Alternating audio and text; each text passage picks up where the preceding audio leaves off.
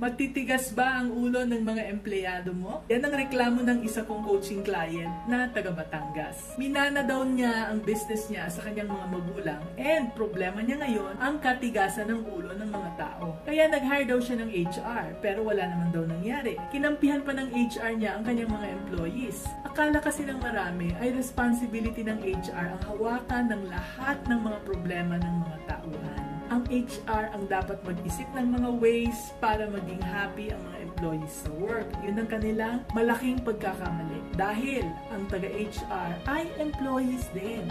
Ang totoo is that ang pagbabago ng kultura ng isang business starts with the owner. Siya ang dapat na mag-set ng example. Gusto ba niya na maging fun ang workplace? Pwede siyang magpa-organize ng mga fun activities. Umpisahan niyang pansinin ang lahat ng mga tamang efforts ng mga employees and always say thank you to them. When employees know that you care for them, mas sumasaya silang magtrabaho at mas magiging productive sila dahil dito. Creating a positive and happy work environment is a shared responsibility between your HR and all your leaders and your managers, including you. And that is being business-minded, Pinoy.